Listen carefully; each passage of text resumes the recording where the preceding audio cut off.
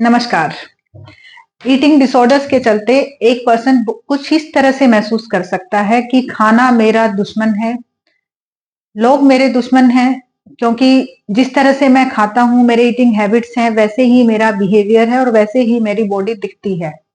इसको आप इस तरह से समझ सकते हैं, जब एक पर्सन अपनी डाइट को काफी लंबे टाइम तक रिस्ट्रिक्ट करता है तो उसे वेट लॉस हो जाता है, एक्सट्रीम वेट लॉस, जिसमें बॉडी बहुत ज्यादा कमजोर, वीक, पेल दिखाई देती है और लोग बोलना शुरू कर देते हैं कि अरे खाना नहीं खा रहे हो क्या ठीक से, इतने कमजोर कैसे हो।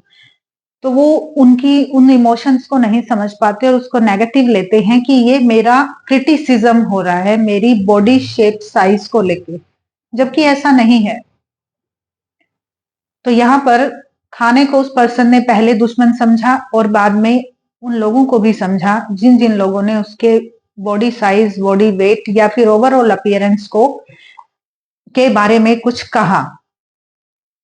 इसी तरह से वो पर्सन, उसके आगे के बिहेवियर को अगर हम देखें तो समाज से कटना शुरू हो जाएगा और सोशल पार्टिसिपेशन एकदम से भी बंद कर सकता है, धीरे धीरे सोशल विड्रॉल की तरफ चला जाता है।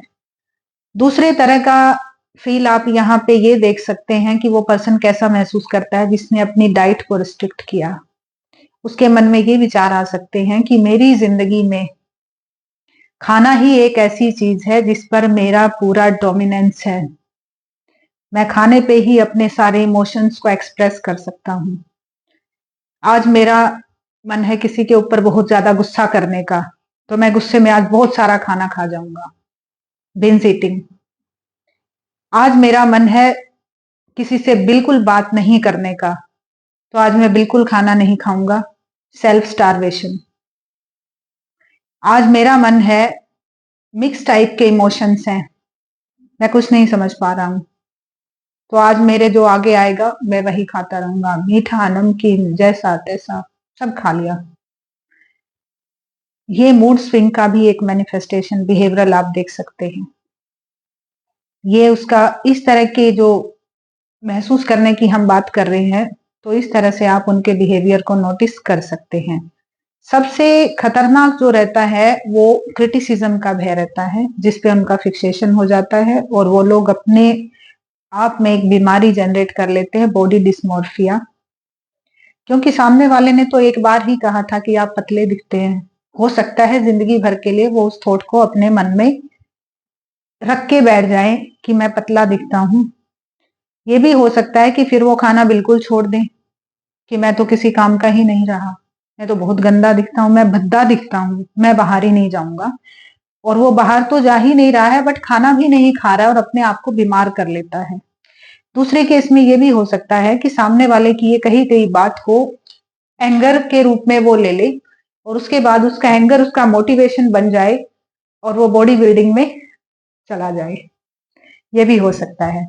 तो ये बहुत अच्छी बात है, चला जाए, बॉडी बिल्डिंग कर सकते हैं ना। तो यहाँ पे काफी अनप्रिडिक्टेबल रहती हैं चीजें, लेकिन अगेन ये डिपेंड करता है एक पर्सन के पर्सनल स्टाइल, उसके टेम्परामेंट और उसके पर्सनालिटी के ऊपर।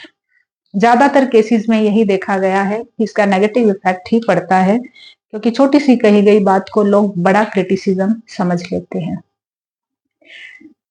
जो भी हो, लास्ट में मैं यही कहना चाहती हूँ कि ईटिंग डिसऑर्डर एक डिसऑर्डर है। खाने की गलत आदतों को लंबे टाइम तक कॉन्स्टेंटली फॉलो करना ईटिंग डिसऑर्डर में कन्वर्ट हो चुका होता है, लेकिन पर्सन को रियलाइज नहीं होता। अगर आपके आसपास ऐसा कोई है तो आप उसको रियलाइज करने में हेल्प करें, लेकिन कंस्ट्रक्टिव क्रिटिसिज्म कीजिए, क्रिटिसिज्म मत कीजिए। कंस्ट्रक्टिव का मतलब मदद कीजिए बॉडी बिल्ड करने में, ना कि उसकी बॉडी को या उसकी सेल्फ रिस्पेक्ट या उसके मनोबल को तोड़ने में। उसको मोटिवेट कीजिए कि उसे गुस्सा आए और वो खुद पर ध्यान दे और प्रॉपर डाइट, बैलेंस डाइट के साथ एक्सरसाइज करे और अपने बीएमआई को सही रखे। उसके अपीयरेंस को लेके उसके मन में जो इमेज बन गई है, जो थॉट बन गया है, उसको क्लियर करने में उनकी हेल्प फिर अपने आप ही हो जाएगी। इसको एक तरीके से करने के लिए हो सकता है आपको एक्सपर्ट की एडवाइस की जरूरत पड़े, लेकिन फिर भी अगर आपका कोई नियर एंड डियर वन है तो उसको सही से गाइड करें। धन्यवाद।